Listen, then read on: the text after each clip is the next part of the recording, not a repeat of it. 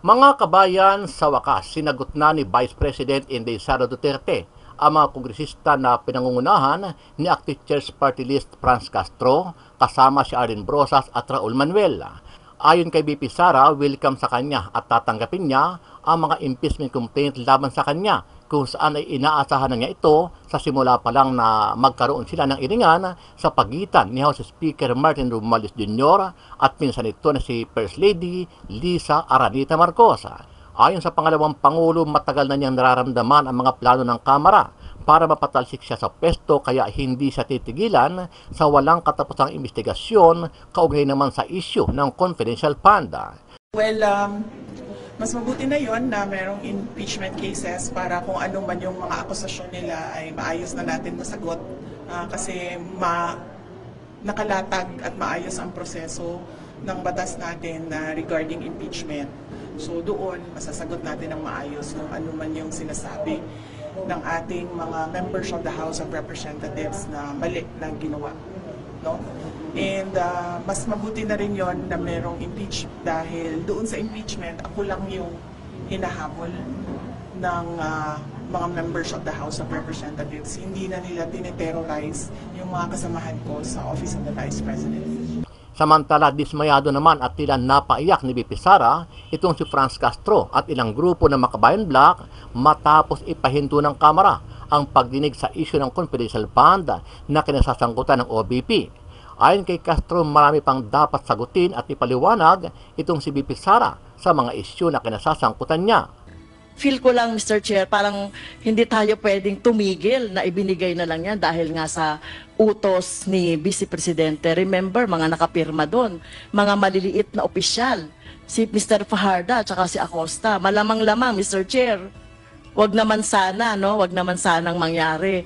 Baka sila pa yung mademanda dahil sila yung tumanggap ng cheque, sila yung nagpapalit, pero baka maabswelto itong mga militar, itong mga security officer na tumanggap. Sa ginawang pagtatapos kahapon ng House Committee on Good Government and Public Accountability sa isyu ng confidential fund ng OVP at DepEd, inisa-isa na mga mababatas ang mga liabilities na maaaring kaharapin ni BP Sara matapos matuklasan ang mga di umano ay hindi tamang paggamit ng confidential fund ng OVP at DepEd na pinamumunuan mismo nitong si BP Sara. Kabilang dito ang mga kaso tulad ng technical malversation, falsification, perjury, bribery, plunder at corruption of public officials. Kaya naman, walang pwedeng presumption kundi binulsa nila SDOs Acosta at Edward Fajarda along with other employees and key officials of the OVP and DepEd ang confidential funds ng ating taong bayan. May mga empleyado sa DepEd na tumanggap ng white envelopes in the same period within the confidential funds for DepEd were released. Hindi po ba kahina-hinala yan? And you can see from the screen, OVP executive admits inamin handing cash envelopes to DepEd officials. Ano ang masasabi mo dito, kabayan? Sama-sama nating panuorin ang buong video at pakitumit nyo po ang inyong mga reaksyon at sariling opinyon.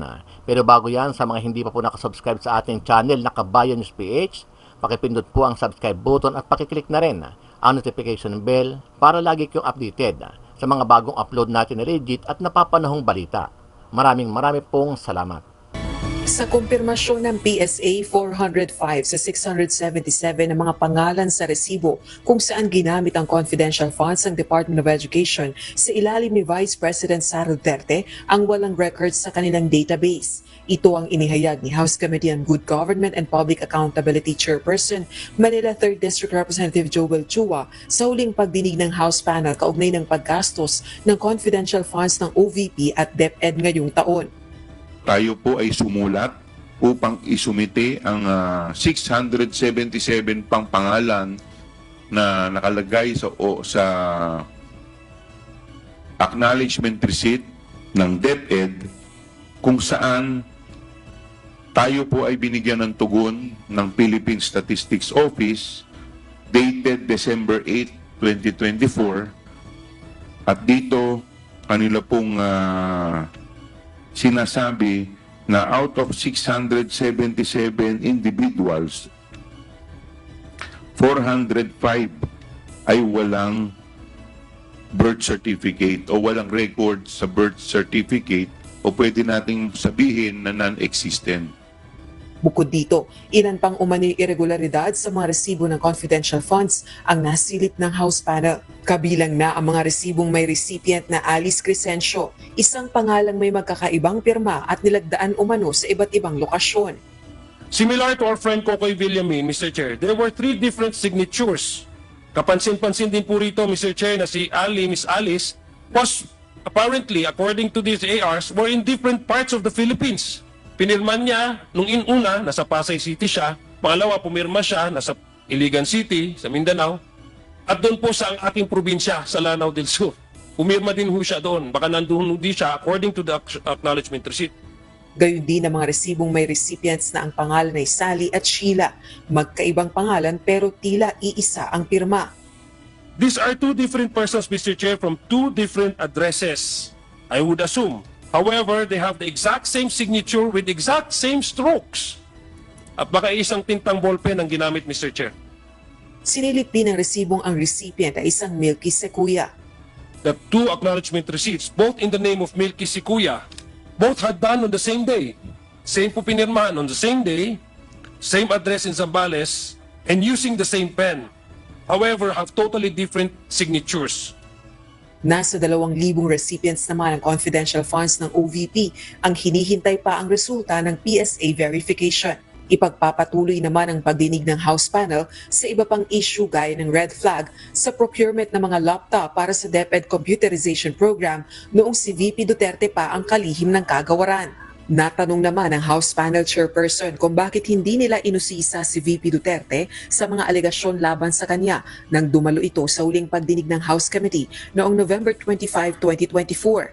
Ito ay kahit na natili ng nasa 6 na oras sa hearing ang Vice Presidente at nanumpa rin itong magsasabi ng katotohanan sa pagdinig.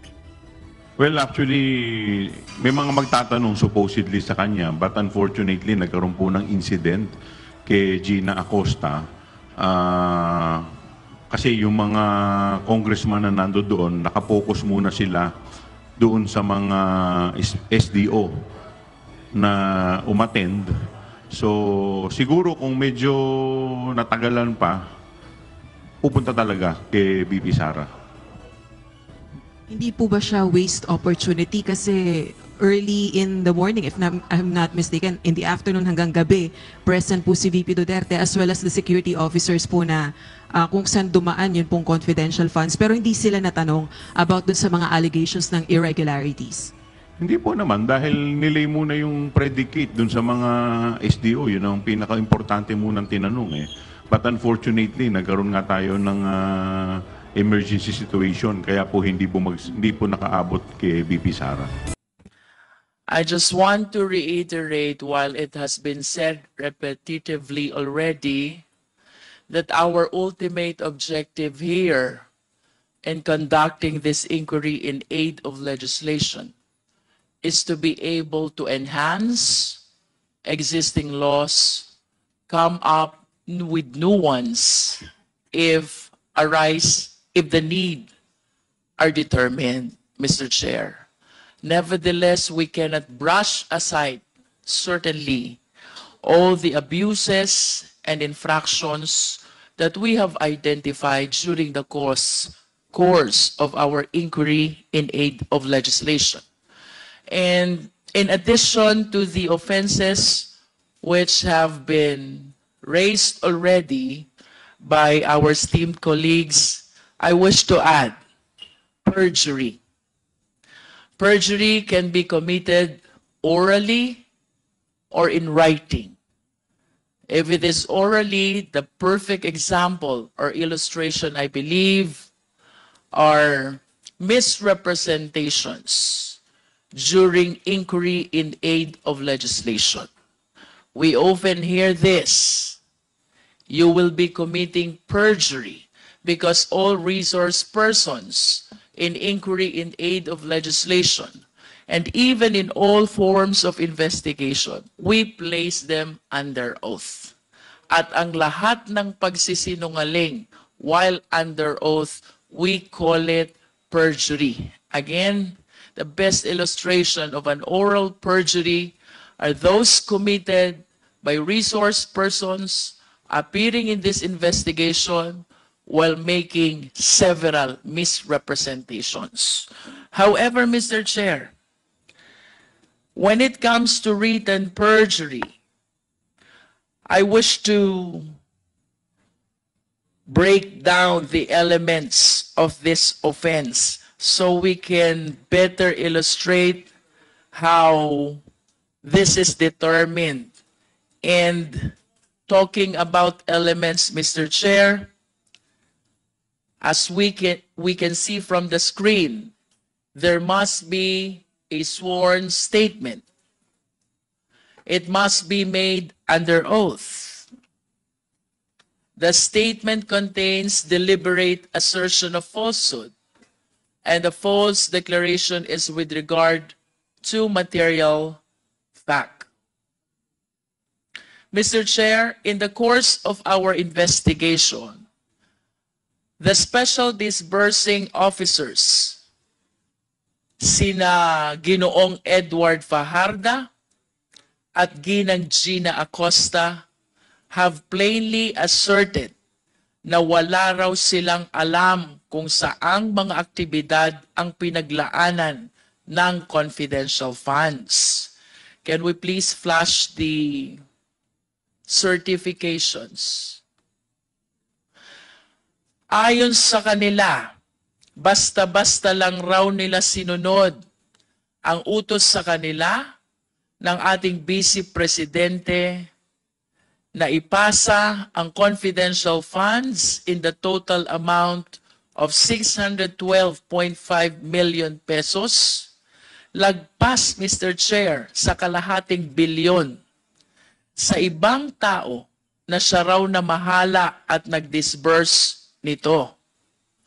Pagkatapos ay ipinasa lang din ng mga SDO sa COA ang mga accomplishment reports at ang mga acknowledgement receipts na ibinigay sa kanila.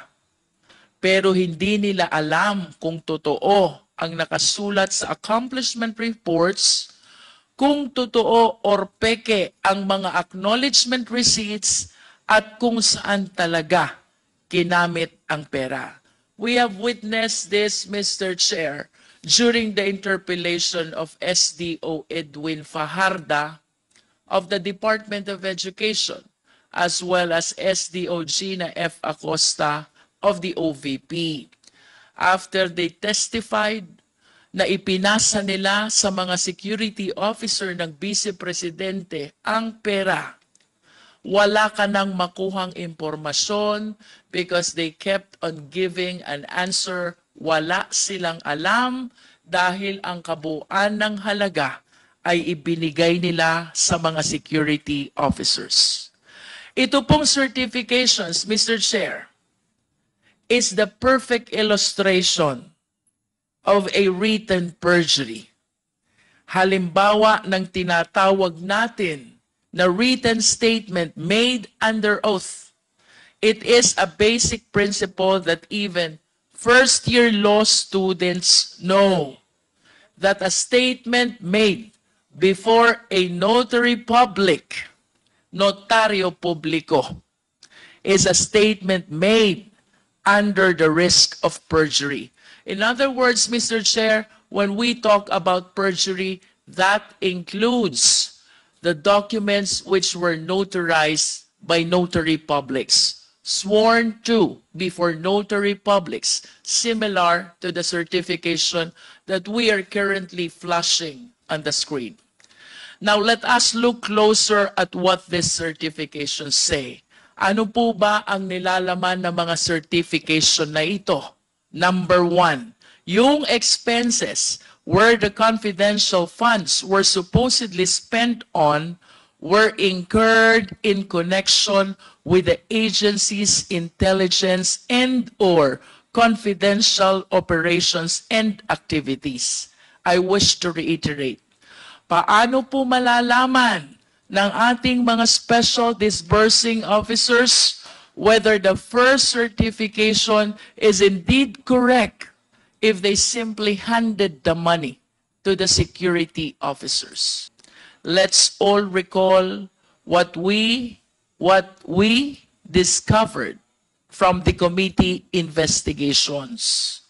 May mga empleyado sa DepEd na tumanggap ng white envelopes in the same period within the confidential funds for DepEd were released. Hindi po ba kahina-hinala yan? And you can see from the screen, OVP executive admits, inamin, handing cash envelopes to DepEd officials. Next slide, please. We may recall, it was former USEC Gloria Mercado who first revealed to us that she received 9 envelopes with 25,000 in a span of 9 months. Ito'y ibinigay ni Sunshine Fajarda, ang mga envelopes kay USEC Mercado, at sinabi na galing ito sa Vice Presidente Sara Duterte. Malinaw na ang ganitong pagkakataon ay hindi normal. Hindi normal na ang boss ay nagbibigay bigla ng sobre na may 25,000 each for 9 months to her very own head of procurement. Anyone can easily conclude that this is not merely out of generous heart of VP Duterte, but was precisely given in attempt to influence USEC Mercado, to which she failed to do. And we may recall, Mr. Chair, during our interpellation with USEC Gloria Mercado, she admitted believing that those envelopes were given to her to influence her decision as hope. Next slide, please. It was not a surprise when former Chairman Resty Osayas, this is our second DepEd official, he is the chairman of DepEd Bids and Awards Committee. He admitted, siya rin ay nakatanggap ng sobre na may laman na pera. Again, another key official in the procurement process of the DepEd. And yet again, another act of corruption plaguing in the DepEd. Yung nauna, Mr. Chair, USEC Mercado, she was the hope of DepEd. And this time, we have Chairman Resty Osayas, Chairman of DepEd Bids and Awards Committee. Both admitted having received envelopes with money inside. Next slide, please. Of course, sino pong makakalimot sa ating Chief Accountant ng DepEd, Ms. Runa Catalan. Like former USEC Mercado, like Mr. Osayas, Ma'am Catalan received the same number of envelopes containing the same amount of money in the same period of February to September 2023. Again, another key official in the DepEd who necessarily deals with the public funds of the DepEd was blinded by an alleged gift from VP Duterte. But it was later on revealed that she was requested by Sunshine Fajarda, the very person who handed her the envelopes, to sign the liquidation reports without its supporting documents. Again, corruption prevailed. Mr. Chair, in line with the issue of bribery and corruption, I wish to manifest that there is a chance that the 3 key officials of DepEd, who I previously mentioned, USEC Mercado, Mr. Osayas, Ms. Catalan, were not only employees of DepEd who received envelopes with cash. I believe that it is only a matter of time. And I hope that light be shed on this alarming revelation.